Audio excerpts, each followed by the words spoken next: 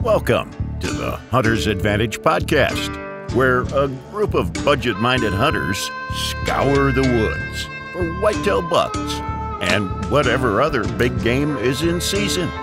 Tune in each week to hear the hilarious public and private land hunting stories and mistake-filled lessons learned. We believe that every hunt brings us closer to God and that we exist to share the good news. And now, your hosts, Christian Babcock and Jake Gaylord. Well, hey, everybody. Welcome back to the Hunter's Advantage podcast. Today, we were joined by a couple special guests from Vantage Point Archery. We got Jeff and Alex. Thanks for jumping on with us, guys.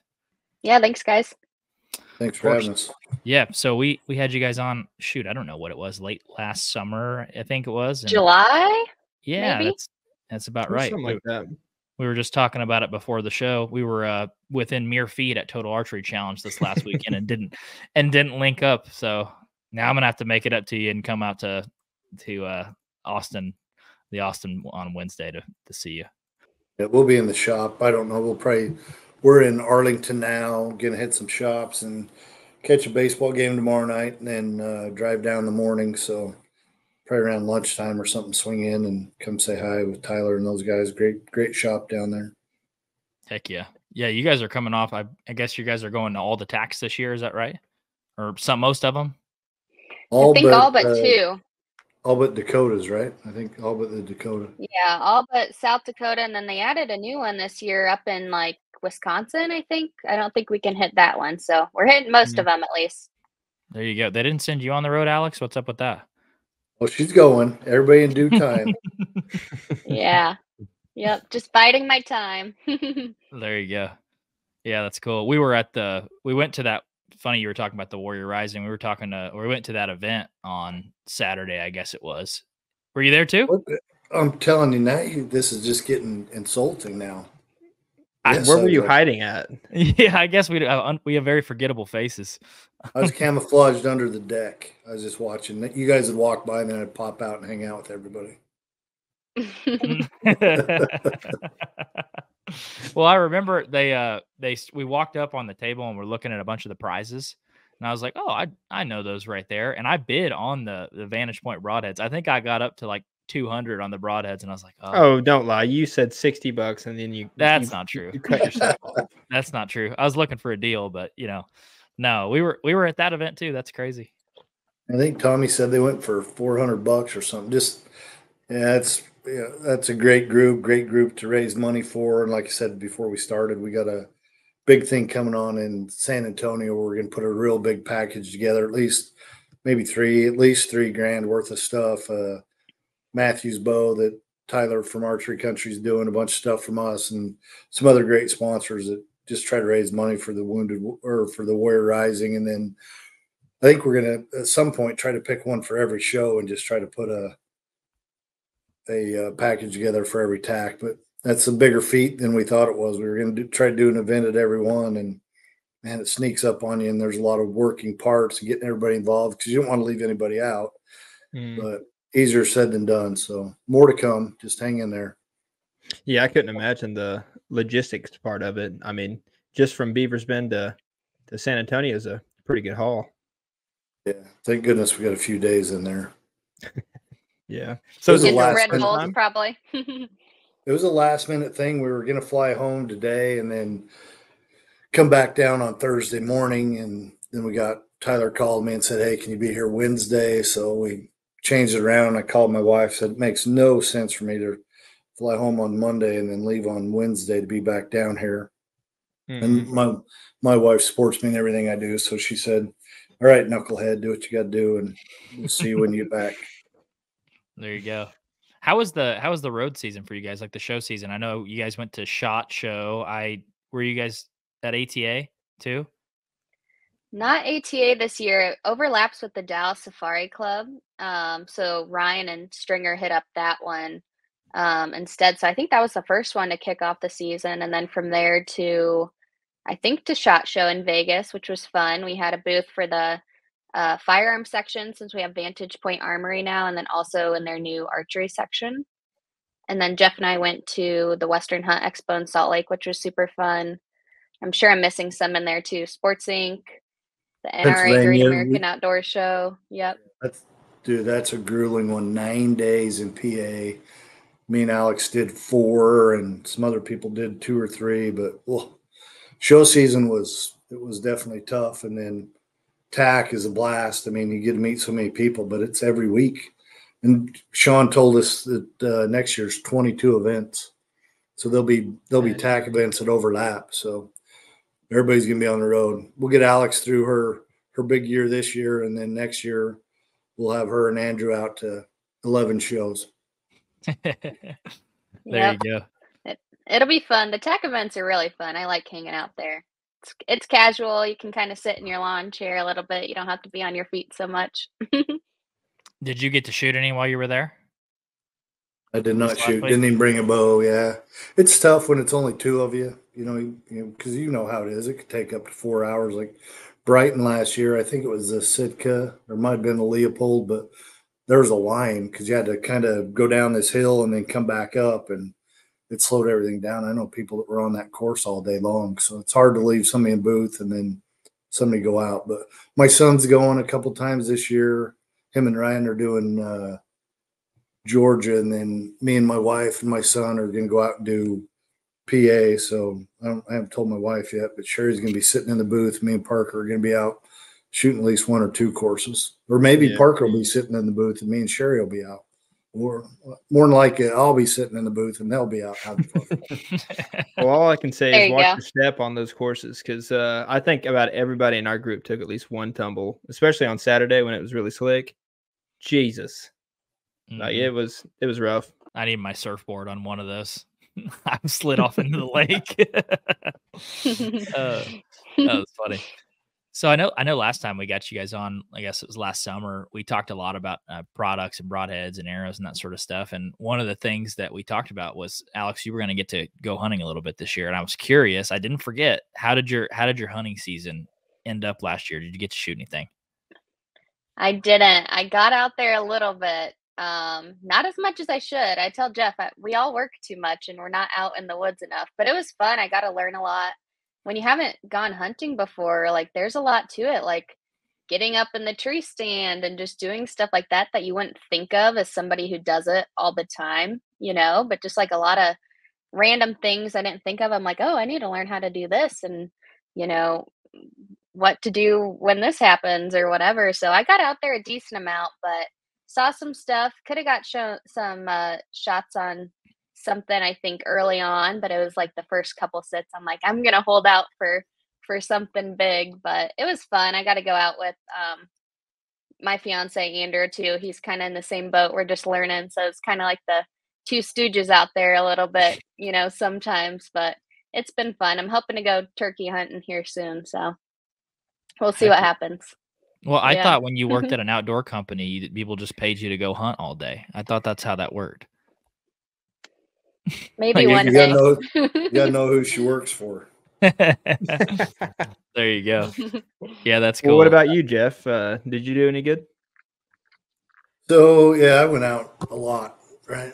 But I still work though, don't I, Alex? I didn't work when I'm in the tree stand. But yeah, I went out and I up on Huggins's farm, got a couple does, shot a buck on our Jay County farm down in Jay County, Indiana, and then best part of it is I took my dad. My dad's almost 80, lived in Utah his whole life, and never, he's a workaholic, never really went out and hunted elk. And I bought him a tag on some CWMU, and him and my son went out and smoked one. And yeah, it's not about the bull elk. It's about, my dad smacked one, and I turned around to give him a high five, and him and my 20-year-old are hugging, crying. So that's the memory right there, right? Good pictures and great time, and went out there a couple times this year. So yeah, we had a great year this year. Didn't you tell us in the summer you were buying like management tags out there, or spike tags? Is that what they were? No, it's CWMU on the Old Woman Plateau. So get 8 tags a year if you guys ever want to come out. They're not super expensive, but they're not cheap. They're not $40,000 tags, but they're pricey. Mm-hmm. They're above 10, but guaranteed. Wild range bulls out there running around, and there's they've killed some 390s on there. I think the one JL killed this year is like a 371, 372 bull.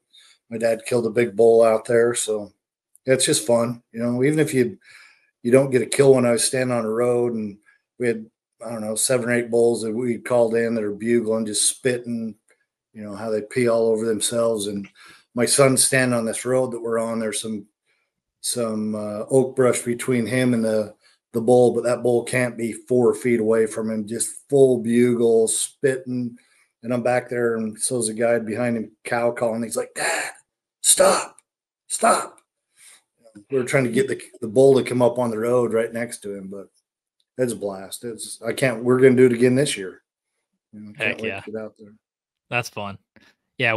I just drew a northern New Mexico tag, which this is my first year put it in, but drew a elk tag. And now we love hunting whitetail, obviously, but now that's all I can think about is trying to shoot a bull with a bow. Do you have any advice for a couple dummies that are not good at elk hunting?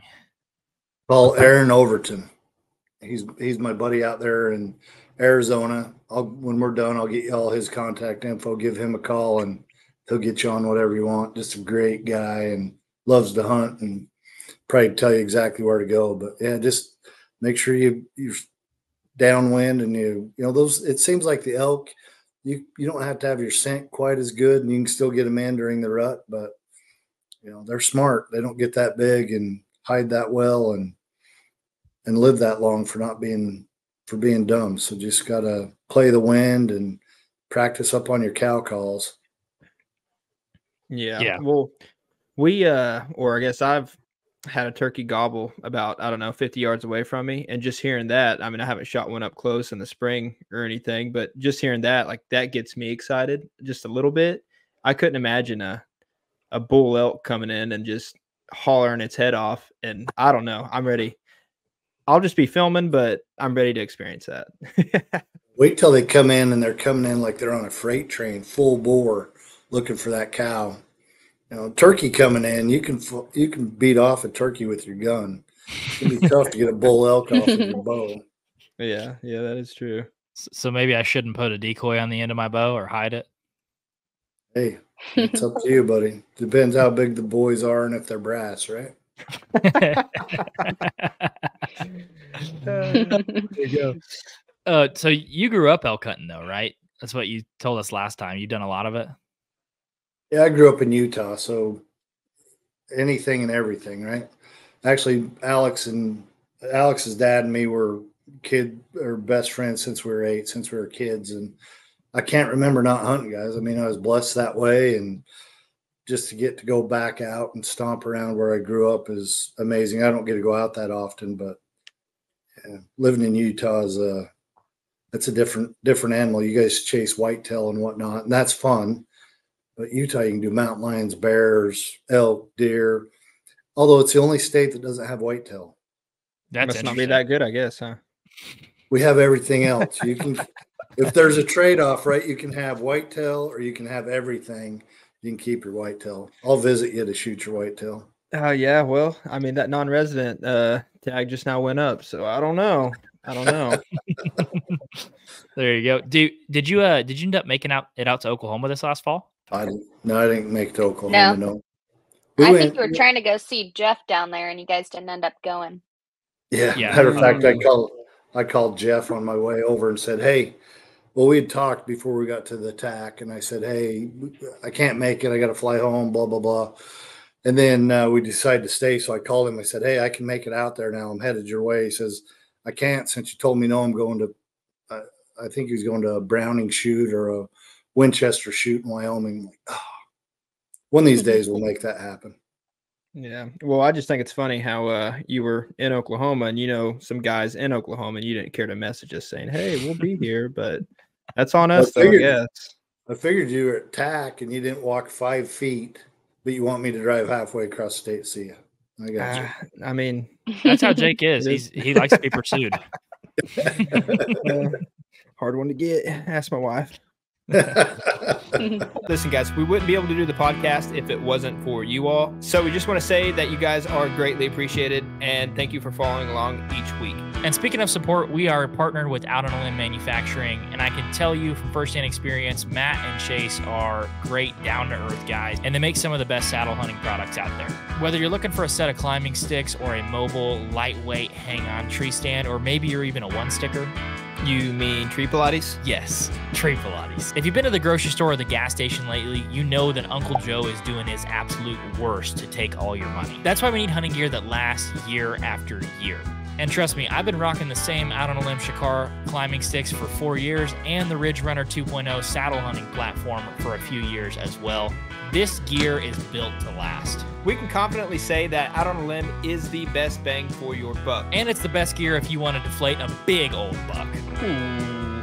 Make sure you use code HNTA15 at outonalimbmfg.com for 15% off anything on their website. So if you can show them the same support that you guys show us, please go to outonalimbmfg.com and use code HNTA15 for 15% off at checkout. Now let's get back to the podcast.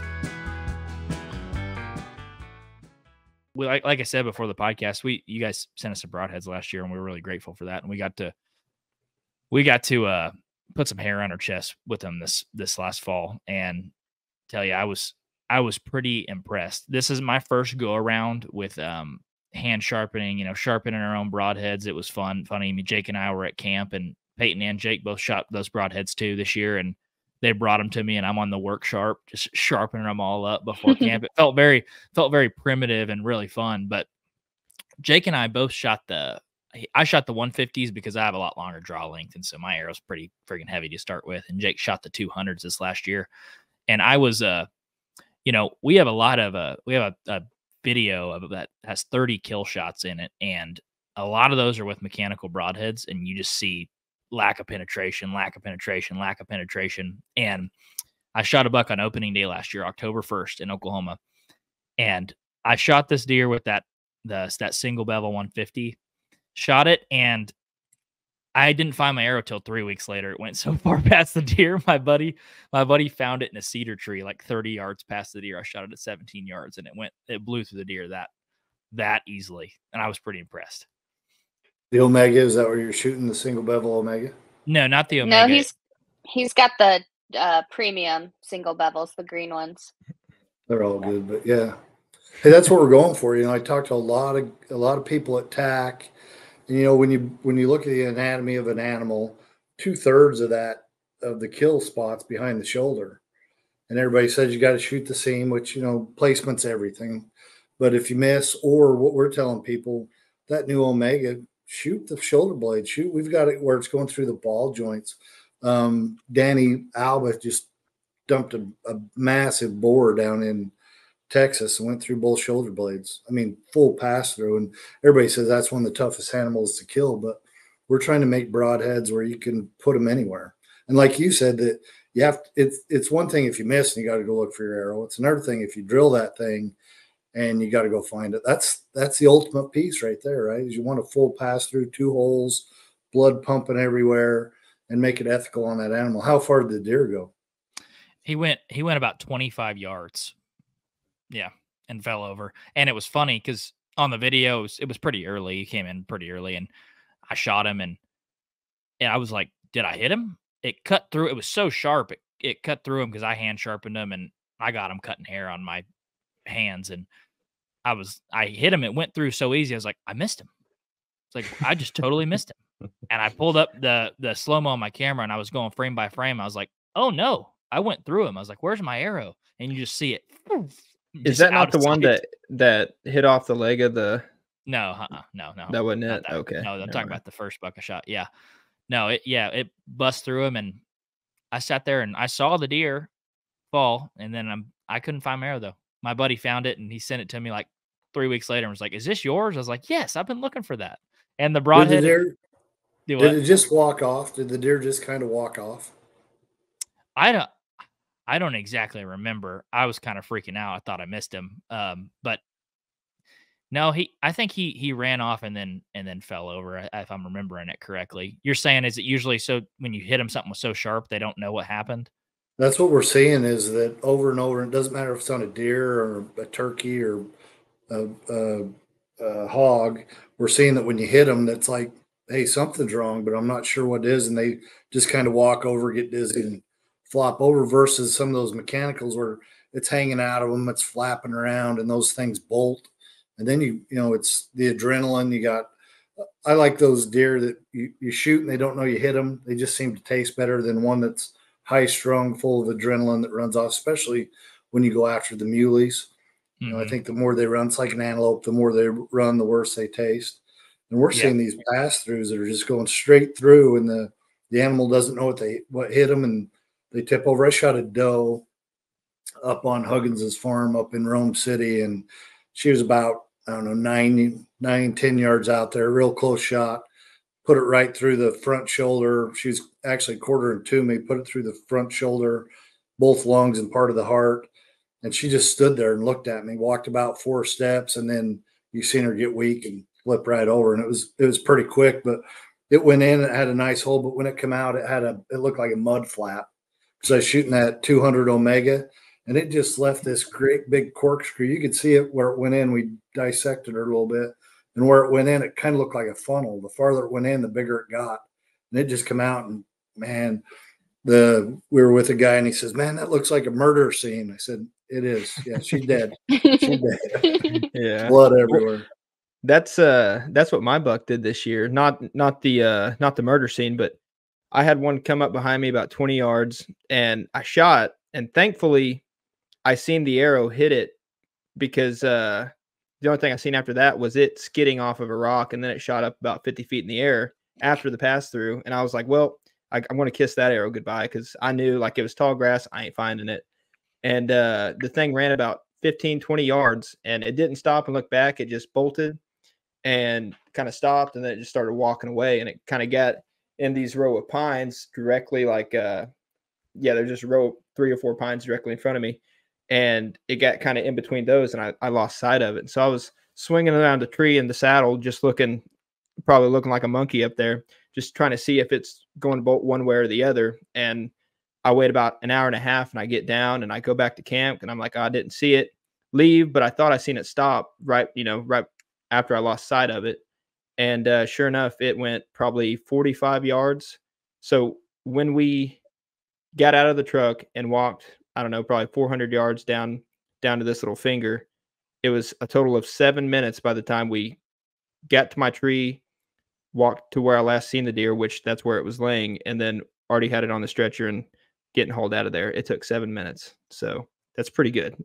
Did you find your arrow? Oh God, no. That's part of the reason. So you all sent us some, and I ended up having to order some like halfway through November, just because of it would pass through. And then after the pass through, they just shot off into the oblivion. And I just couldn't find them. That, and then there was one that I shot at a big old buck, and we won't talk about it, but I just missed completely. The arrow didn't even land in the same county, and I lost that arrow. So long story short, that's remember, we're the guys I ask if you found it, because if you find that thing, you get full pass through and you find it, and for some reason it's chipped, we don't usually see this, or bent or whatever, we're the only ones that have a warranty. You send me a picture of that, I'm sending you a new broadhead, no questions asked. Well, I appreciate that, but after finding the deer, I'm not worried about it whatsoever. Yeah. So what are you guys going to do to address this over penetration issue? Are you going to have to put a hook on the back of people's arrows so they There's a little air tag on them? Yeah, we'll put a GPS in your arrow so you can go find it. I mean, it's a way off, right? You can go shoot a mechanical and find your arrow and not the deer, or you can shoot one of ours and find the deer and not the arrow. It's entirely up to you.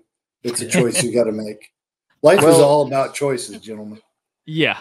Yeah. I will say, though, I didn't have a pass through on one deer, but I will just say it wasn't the Broadhead's fault, because again, I was new to the whole fixed blade, and especially like the single bevel and all that stuff. And it isn't my proudest moment, but we've all did one of these before, and I did it in the past, and I never thought I'd do it again, but here we are.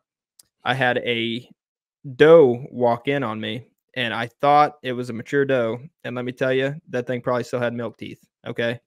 But that thing came walking in, and I wasn't thinking. I was already drew back before that thing even really got out in front of me, and I shot, and it shish kebabbed and it was it wasn't no bigger than my golden doodle in the living room, and I shot, and it shish kebabbed, and that thing when it hit, it tumbled, and as soon as it did that, I was like, "That's not a mature doe. I can just tell." But just the angle it was at, I was like, it could be, but I wasn't asking questions. That thing got up and ran off, and I was like, "How the heck is a 575 grain arrow not getting a pass through?" I watched the video back, and then I call Christian, and I don't figure this out until November when we're down on our public piece for our vacation, and I shoot that same arrow because I ended up finding the deer 55 yards away, tucked up in some brush. I shot it, and he was sitting there watching it, and he was like, "I don't think it's tuned properly." And sure enough, that was the issue, because it was the same arrow, same broadhead. Christian resharpened it, and that's the same arrow I used on that buck that got a complete pass through and then shot off into the oblivion. And that's all it was. It's just a little bit of knock tuning, and it was night and day difference. Yeah. So good experience tuning those in. I mean, did you guys have, when you got them, what we brag about is the way we machine them is different than everybody else. Everybody says, "Oh, you make them all the same." The way we do it is different. It should be easier to tune our 3-blade or 2-blade than anybody else's because of the way they're balanced out. The ferrule's exactly the same. The weight on all the blades are the same. So tell me about that. How was it getting them tuned in?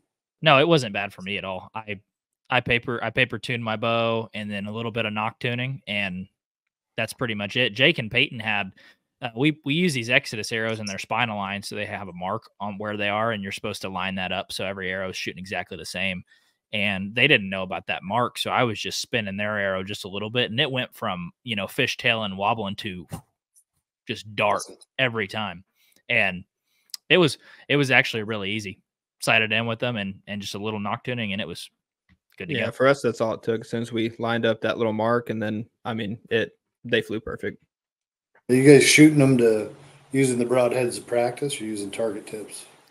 My target's pretty upset that I was using them to practice, but I tell you, this is hilarious. I have one of those Morel cubes, the dice that you can roll. Yeah. So I have one of those. It's about $150 target. I shot one of my VPA single bevels into it, and I pulled an insert out of my arrow, and it pissed me off so bad. I went inside and got my outdoor edge, and I cut the target in half to get my broadhead down. And so I brought it to tack this last weekend, and it had a ratchet strap around it. And I was like, "Don't shoot the buck on that ratchet strap; you'll break an arrow." And they're like, "Why is it ratchet strapped?" I was like, "Because I had a really nice broadhead in the middle of that target." And I was like, "I wasn't gonna leave it in there. I cut the target in half." Better glue on those inserts. Yeah. Well, I found a little bit better hack that can save a target. So we live around Grand Lake, and so there's a lot of marinas around here, that old styrofoam that they use for docks. Yeah. I just cut me a little piece of that, and that styrofoam stops the broadheads really well, which saves your 3D targets or whatever. I feel like there's a new level of confidence that comes when you're looking at the anatomy of a deer, and you're like, yeah, anywhere I hit on that thing, I'm going to get a pass through. I had a buck come in late October, just the day before Halloween, 17 yards on the ground, 230-pound live weight whitetail, which is a pretty good one for around here. And I shot Vital V right up the leg, probably 4 or 5 inches up, and shot through both shoulders on him. And he runs 7 yards. I was like, and just like you said, the running and, kind of acting like didn't know what happened. He ran 7 yards, and I was like, oh, I missed him. Again, I kept thinking I missed him. I was like, I missed him. And then he literally just fell right over and started flopping. And I was like, oh my gosh. And I went up there and had shot right through both shoulders on him, and on one of the biggest bodied bucks I'd ever seen at home. And that's just, it's a different level of confidence when your pin is on a deer and you're like, that'll work right about there, right in those goodies. It still helps in practice, but I'm telling you, it's as much about helping the hunter out as it is being ethical to that animal, right? We want to make sure it's, because they're giving up their life. We're having fun out there shooting, hunting, putting it in the freezer, but they're making the ultimate sacrifice there. So you don't want them running off suffering. That just drives me nuts.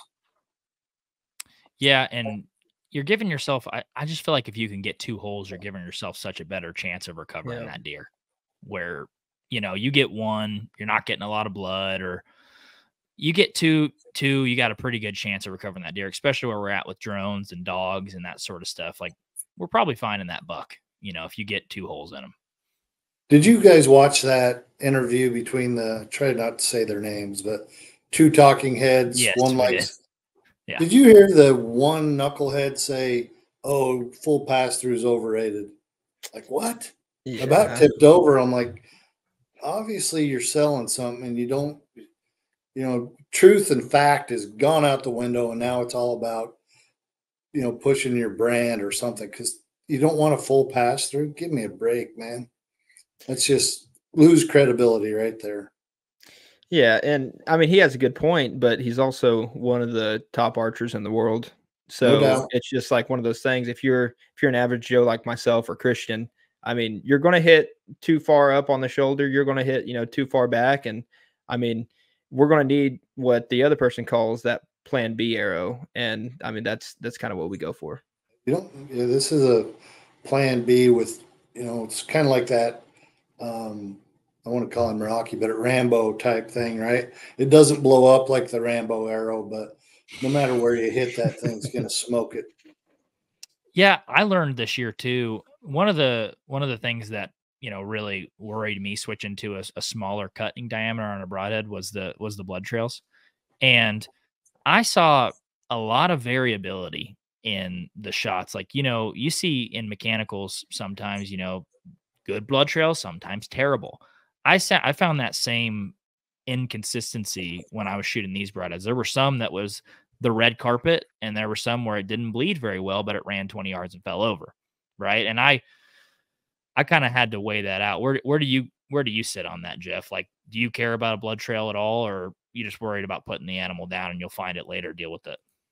I love Ryan's analogy, and I used to shoot mechanicals all the time, but it seems like I have to trail them farther with mechanical. Not seems, I think that's just reality. I got to trail them farther with a mechanical because it goes in there, it doesn't go all the way through, it panics the animal, they run farther. You only got one hole, and sometimes that even the hole you've got in there is plugged with an arrow. Where these go all the way through, and Ryan, he needs to patent it, but why do you need a blood trail if you watch it fall in 30 yards? That's true.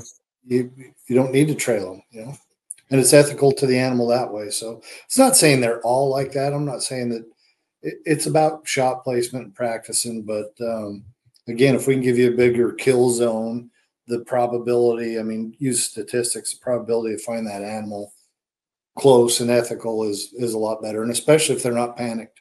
If it runs through there and, there's not a lot of pain, they don't know what's going on, they get dizzy and tip over. That's the best of all worlds right there. Mm-hmm. So what do you see as like the, or I guess Jeff's perfect hunting arrow setup? Is it, do you fall more towards that, that adult arrow strategy, or do you kind of stick on the lighter side? So when you call in and you talk to us, we ask you what you're comfortable with, because we make a full range, right? We go from 100 to, if you really want to get extreme, we can sell you some 650s that we have that. Good God. Lord have mercy. Does that look like a baseball, or what's the size on that one? They're serrated on the one end, and they're just mean looking. But we ask you what you're comfortable with, because that's the biggest piece of it, right? If you're in that tree and it's you and the animal, that's all there is. There's nobody whispering in your ear, "Hey, shoot here," a little laser pointer. You got to aim right there. It's you and that animal, and you got to shoot what you're comfortable with. I know people that have killed thousands of animals with a light setup, and I know just as many that have killed them with a heavy setup. The difference, I think, is the ones that you hear about are the talking heads, and they're all smart. They're great archers. I'm not taking anything away from it. But there's some no-name people, and no name because they want to be no name, that have killed a ton of animals. I got a buddy named, I say his buddy now. I can't even think of his name. Acquaintance. Yeah, Kalen Lemon from Lemon Outdoors, Wade Lemon Hunting, and that guy smokes everything. I mean, he's probably got more kills than anybody I know, but he's not on TV talking about it. He's just out hunting, having a great time. And he shoots we just brought in Valkyrie. He shoots a Valkyrie setup, and it's heavy. It's on the front end. It's heavy, and he's a ton of pass through, and he's killed polar bear. He's killed giraffe, all the big game animals. He kills elk every year. I mean, all the things that they say, oh, you need this, that, or the other, he's done it. And then I know some guys that shoot, 410, 420, 430, and they've killed all those same animals too. So I think a lot of it, when people start talking, start going back and figuring out where their money's coming and what they're pushing for. We want you to shoot fixed. You know why? Because that's what we sell is fixed. But we also believe that we're putting the engineering and the time behind them. And just like you guys, you're blue collar guys shooting our stuff, and you've had some success where you're saying, man, now my big problem is I got to go find my arrow because it went through both shoulders. That's a good problem to have. Yeah. Well, and I remember, Jake, you were pretty skeptical about switching from mechanicals, I think, on our last podcast. I was. Ooh, on the record, Jake. Yeah, that'll get you sometimes. Yeah, that's for sure.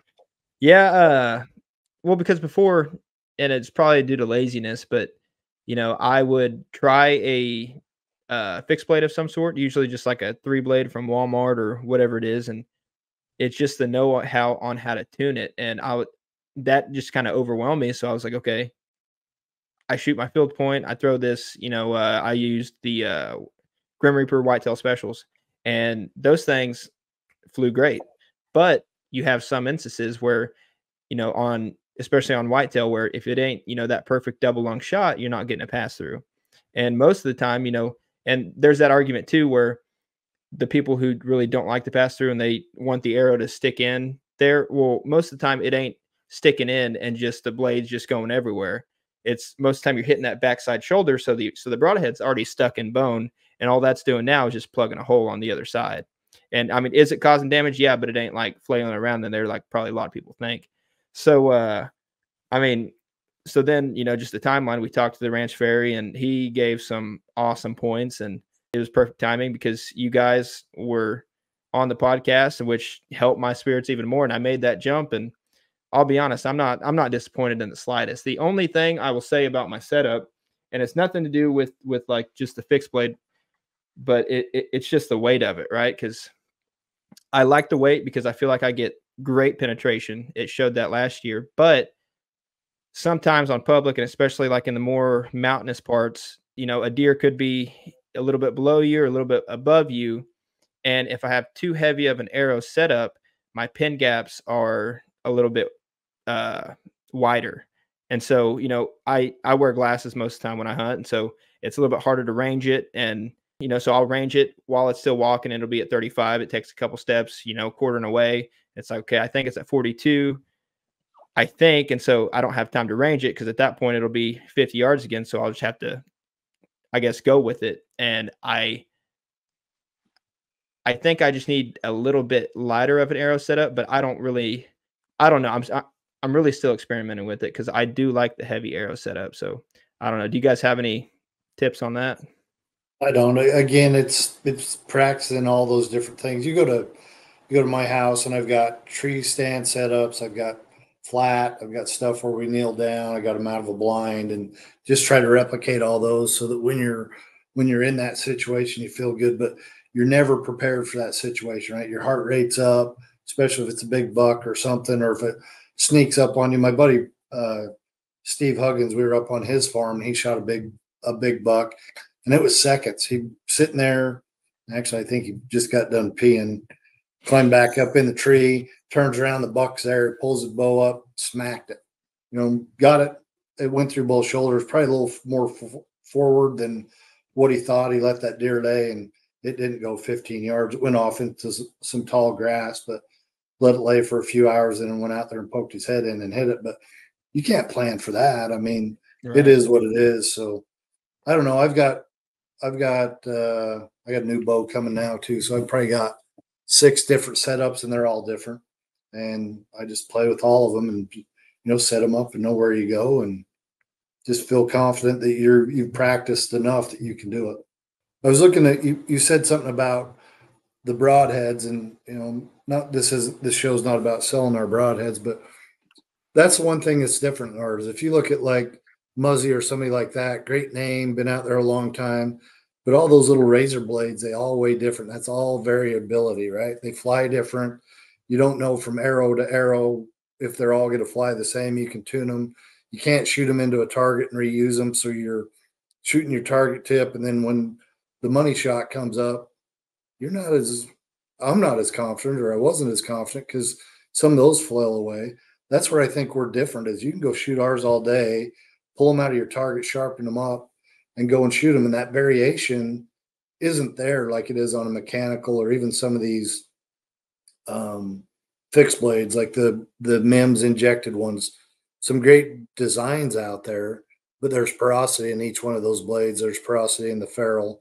None of that happens with ours. I mean, we chuck it up once, spin that sucker, and they're as true as the day is long. And then now we just spent $500,000 on a new piece of equipment to sharpen them. And I'm afraid, I was talking to the lawyer on Friday, we're probably going to put a warning label on ours about, hey, these are surgically sharp, because they're coming off, and it's scary. It's scary how sharp they are coming off this machine. So now you got a fully balanced broadhead plus something that's surgically sharp, and they fly well.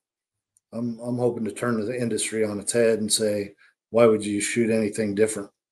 And that's something you guys improved on from last year, isn't it? Right? Because I think our last time we met up, it was you had to sharpen them, or you recommended to sharpen them right out of the package. Yep, we still do. This is brand new, like Jeff mentioned, brand new machine, so still getting it up and running. But it's something we wanted to do for a long time, just because we know there's a lot of customers out there that don't necessarily want to, take the time to sharpen them right off the bat. So just offering them, ready to go out of the package, and then of course you can, sharpen them back up and put them back in the quiver once you've used them. But yeah, for free, we're sharpening.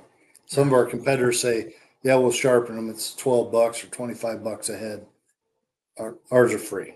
Same price in the USA. So that's good. There you go, baby.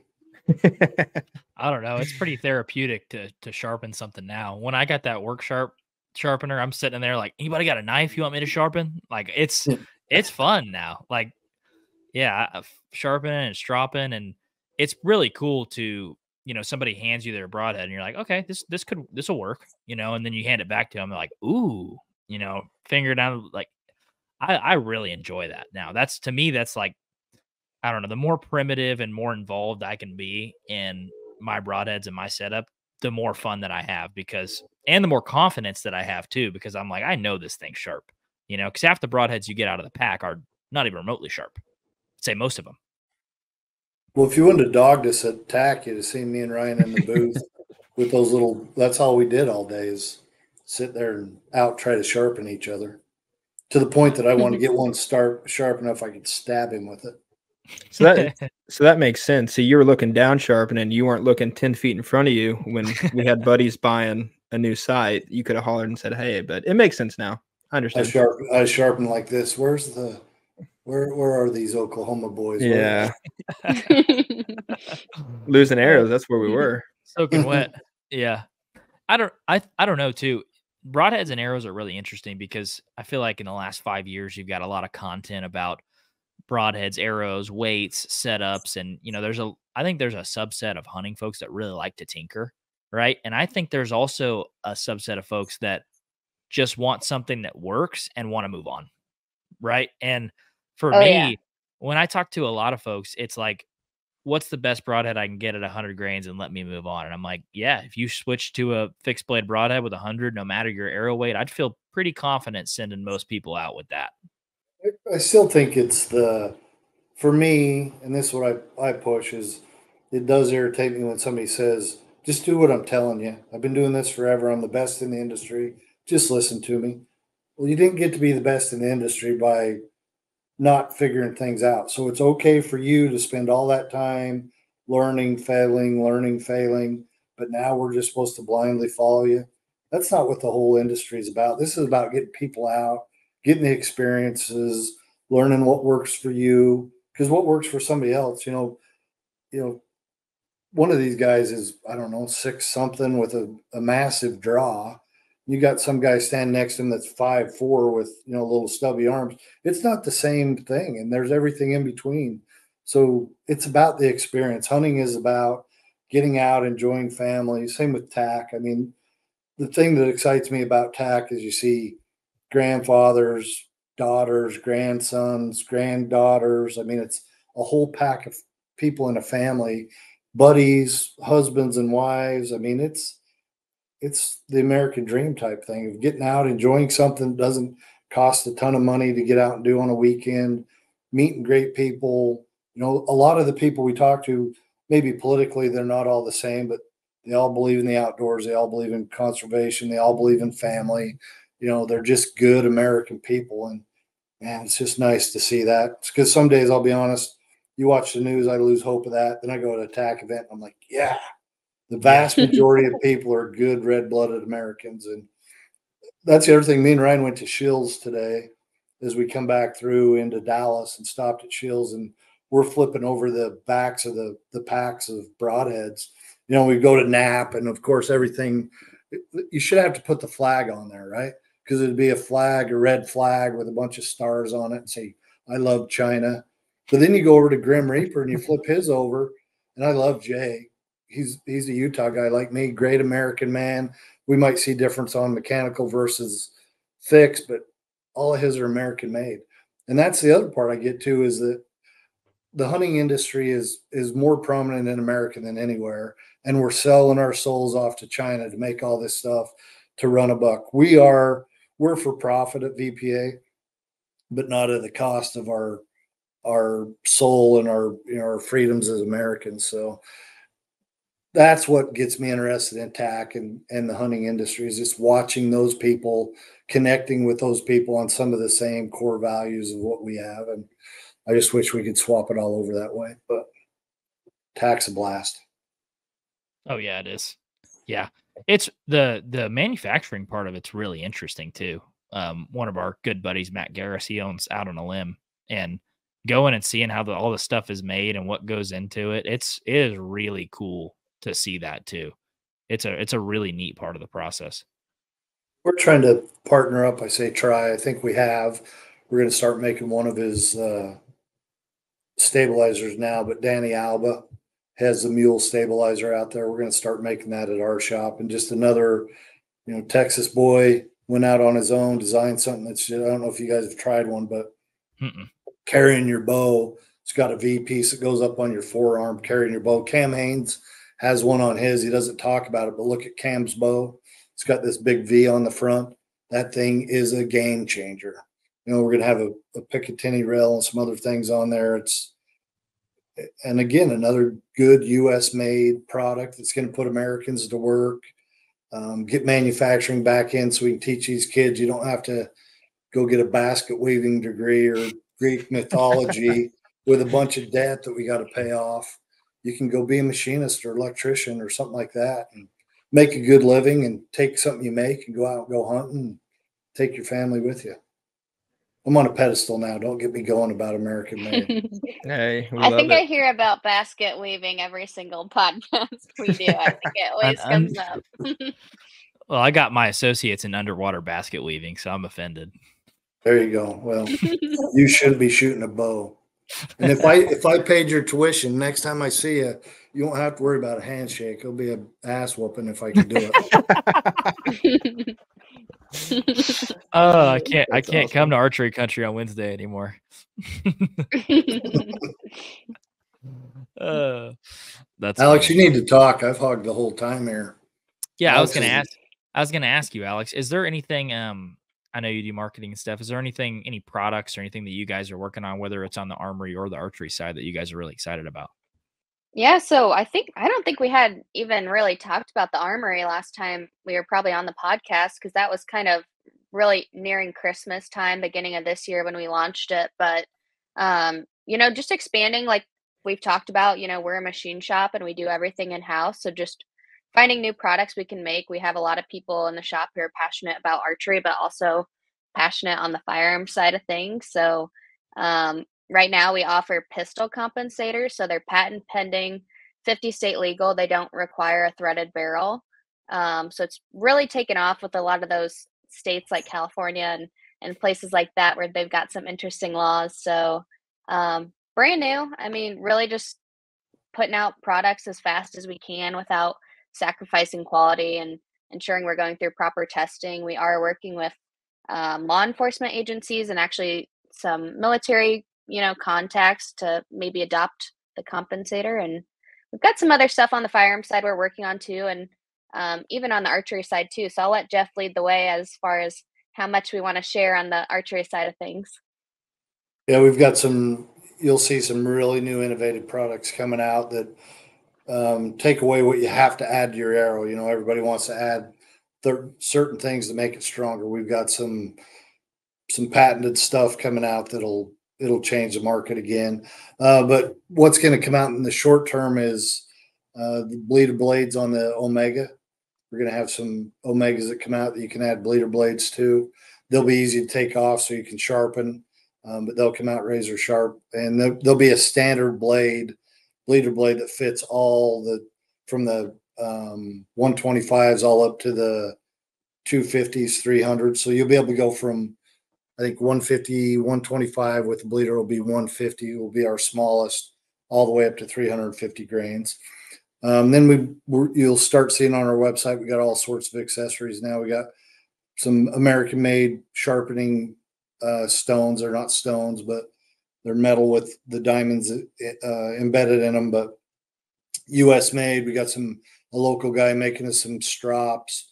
We're partnered up with Victory, which is the only U.S. made carbon company. So we're going to carry Victory arrows, a limited amount, but some Victory arrows. Target pins, arrow spinners. Yeah, we made a new arrow spinner, $28, probably the least expensive on the market, but it's made in the USA, good quality spinner. Working on a saw, and then we brought Valkyrie over. We've been making Valkyrie broadheads forever, so now you'll be able to buy Valkyrie on our website and on Brent's website also. But Brent's got a ton of great ideas. Bringing him into the group, get that center pin system working on his stuff and some of ours. And they're just trying to do things, but do it to where it's proven and it works, and you got good quality before we put it out on the market. So you'll never see us rush to hit something just to make it for the sale. We want to make sure you're happy with it before it hits. And I think the Omega is a great one. You guys are testament that it went out and did exactly what we said it would do, right? What's the timeline on that thing you can't talk about that you guys were alluding to? The timeline of the thing we can't talk about will be done. Yeah. Will be done and out within an amount of time that we can't disclose at this moment. Oh, I understand. That's a good answer. Again, I would probably say that one because there's so much to it that we'll probably display it at the ATA. Is probably when it'll be out. It won't be out this season. It doesn't make sense to throw it out right now because we want to go through the whole testing cycle and whatnot. So yeah, it makes sense. You see a lot of like some broadhead companies. Like, is there any interest for you guys to make knives or anything like that? Yeah, we've talked about that with this new sharpening system we have. We've thought about doing something. It's got to be something that's sustainable because remember that we've got 30 families. We run our business different. We don't hire individuals. We hire families, and whatever we do, we need to make sure we're taking care of them and they're stable and, can pay their mortgages, put their kids, hopefully not through basket weaving, but put their kids through college or whatever, buy that new car, save for retirement, go on vacation. So we're looking at some stuff, but we want to make sure we're doing a deep dive. Does it make money? Is it worth the investment? And then we also got people that put money behind us. One of our partners is Ryan's brother-in-law, and got to make sure fiduciarily we're taking care of him too. So yes, the long answer is yes, we're looking at a ton of stuff. Just trying to figure out which one to do next is maybe you guys tell us what would you like to see, because there's some badass knives out there right now. Now you narrow that down. Here's the category of badass knives. Here's the badass American knives, and then here's the badass EPA quality knives. At the Hunter's Advantage, we live by the KISS slogan. You were not supposed to tell them that. No, I meant we like to keep it simple, stupid. All jokes aside, Exodus is the definition of keeping it simple. Let's say you aren't really sure what arrow setup you should run. The Exodus Arrow Builder will help you build the right arrows for your exact setup. Or if you don't have time to change those trail cam batteries in the dog days of summer, Exodus has a great selection of cell cameras and regular trail cameras. And if you pair them with one of their solar panels, you'll be set for a long while. I've shot over a dozen deer and a big old black bear in Saskatchewan with these arrows, and I trust them to fly right and get the job done. And they have something for everyone with the Exodus NIS micro diameter arrows or the Exodus MMTs. So if you want to save money on Exodus arrows, cell cameras, or anything else they got on their website, make sure to check out ExodusOutdoorGear.com and use code HA10 for 10% off. Once again, that's ExodusOutdoorGear.com, and make sure to use code HA10 for 10% off at checkout. Now let's get back to the podcast. You answer your own question right there. There you go. I don't know. Knife would be that'd be really neat. I bid on some knives at that Warrior Rising event. I didn't win one. But I wanted one. They had Montana Knife Company there, right? Yeah, there was a couple of those. And then they had one, I forget what business it was, but it was like that knife that had seen combat. I forget whichever one. I was like, oh my, I don't know if I want that one. That thing seen combat. I would like to go out because on my side job, I work for a big aviation company on the consulting side. I'd like to go out and find something historic, right? That they're going to, they tear all these planes down or something and find the landing gear or something. You could say, hey, that was off a B-52 bomber, or that was off something unique like that, and then make a knife or something out of it. So you've got a piece of history, an F-16, or I don't know. We'll figure something out. That'd be cool. Squirrels around here, though. I have to rein the guys in. It's like we've got too many ideas, and they're just out here chasing squirrels. And it's like, whoa, can we get back to what we were just talking about? That's a good problem to have. No, it's not. We have some super smart people in our organization, and some broad thinkers, and we got to make sure that we're crossing the finish line. When Alex said she holds us accountable, we have a meeting every Monday morning at 10, and me and Ryan were driving today and in and out of Signal, but there's an agenda. You have an amount of time you can talk. You have to hit your specific items, and then she types them up, and then the next meeting, you better be ready, because she starts off with, this is what you said you were going to do. Now, did you do it? So Alex keeps us on our toes. Alex probably doesn't want you venturing off in any more items, just so she'll have a little bit extra time to actually fill a tag this year. Well, I just text while we're sitting here. Yeah. My buddy Steve, he's going out Wednesday turkey hunting. I just texted him and said Alex wants to kill a turkey. So I'm gonna hook him up. He told me last time I saw him. Yeah.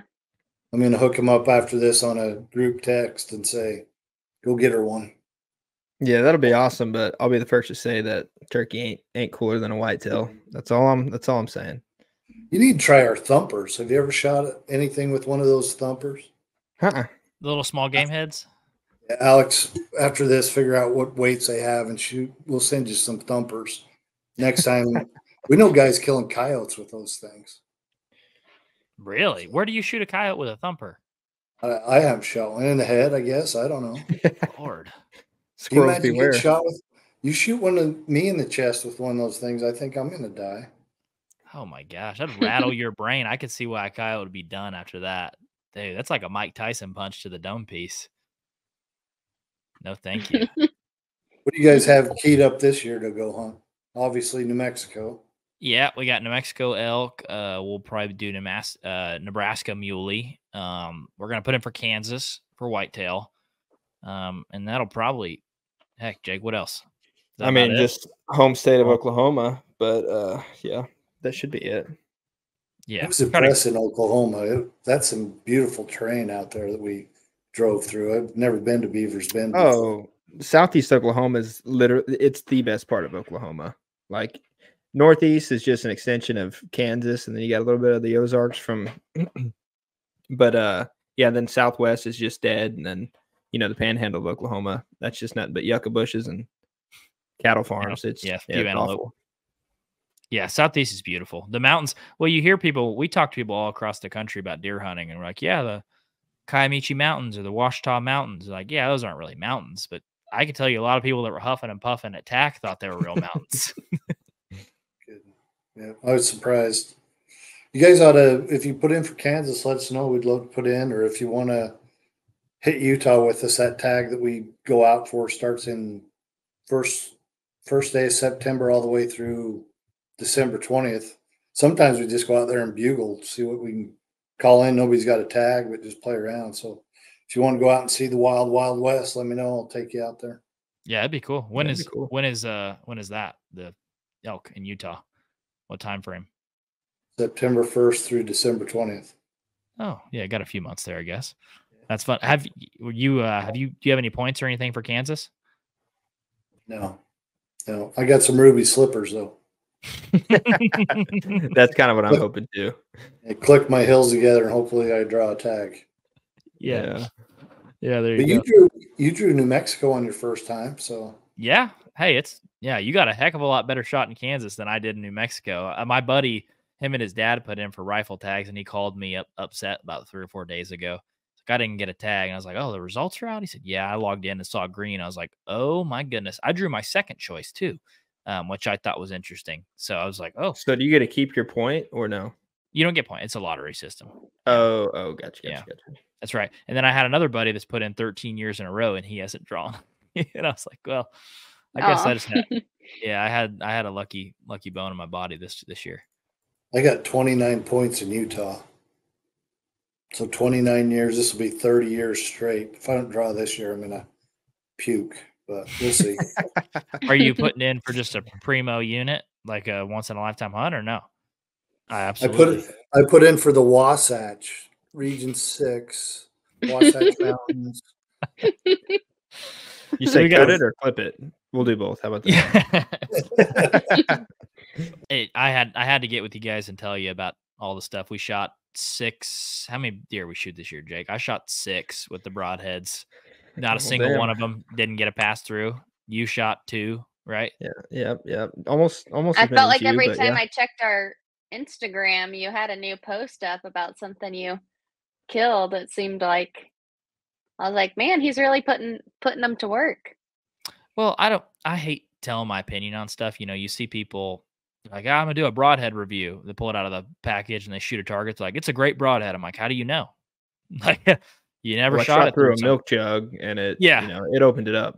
It bled out in 2 minutes and 12 seconds. It was a great. No, I'm going for worst case scenario. I had a doe come in December, and she was at like 17 yards, 6 of them, and I was like, shoulder or nothing, and I put it on there, and my arrow was 45, sticking 6 inches in the mud. And I had to pull it out and wash my broadhead off, and she ran 50 and fell over. She was other 5 were blowing at her. Another one trickled by at 40. I was like, victim number 2, and I pulled out and shot that one past through. She fell over, and then I was waiting for another one. That never happened, but yeah, we got to put them to the test. Shot one with a recurve as well, and that was a pass through. Hit that one like low in the neck though, and we had great results with it. I had to get on and tell you guys about that. It was a good season. There's a lot of junk out there, but this one was not one of them. Now we're just gonna test them on elk and muley, and that'd be good. Yeah. Love when they start off, they shoot through the plywood, and half of them don't go through the plywood, and then they go to the milk jug, and I'm like, time out. If you can't make it into the milk jug, why do you get to shoot through the milk jug? It should be elimination, right? If you don't make it through step 1, you can't go to step 2. And then the timing. I shot through a milk jug, and it bled out in 3.6 seconds. Great. I'm happy. But did it die? Yeah, we had a buddy shoot a deer with that 200 grain, and it was completely quartered away. I mean, about as quartering away as you can get. You could almost call it a Texas heart shot. And he shot and sunk it to the fletchings all the way through, back ham, guts, liver. I mean, he went through everything and sunk it to the fletchings on a 40-yard shot. And he had the nerve to tell me, I I didn't get a blood trail. I was like, yeah, you sunk it to the fletchings and you shot it in the butt cheek. It's like, yeah, you're not gonna get too good of a blood trail on that. Like, and, It's plan Did it B, go through the bone in the hand? not a miracle. I don't know. We never found that deer, but I was like, let's start with step 1, shot selection. What were you thinking? He's like, I don't know what I was thinking. I was like, we don't either. We don't. It had a blood trail, but it was all in the cavity because it didn't have a hole coming out, right? Yeah. It's like, you needed a bazooka on that one, man. I don't know what you were thinking. It was funny though. Yeah. But Coyote yeah, date somewhere. yeah, it's out there somewhere. What's sad is that was a pretty good buck too. It's like a mid 130s 8-point. It was a stud. But Yeah, but the only reason they didn't find it is because it was on like 10-foot grass though, and you could walk 2 yards from it and not see it. You'd have to trip over it. yeah, it is a jungle in there. It's a jungle.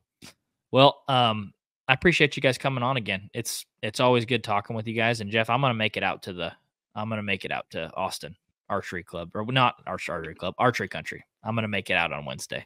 So I'm gonna Also, before we end it though, Alex, I am curious.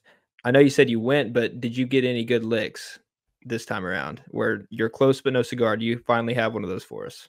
Yeah, so that was my first season. So I went out a few times. I did see one nice buck, and I can totally see why people get so obsessed with going out there.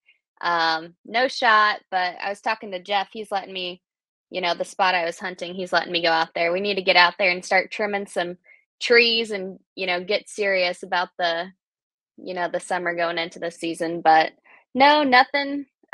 Looking forward to this season though, after, kind of getting the nerves out and practicing and, getting a little more serious about it. So we'll see what happens. So you never got blown at, nothing like that.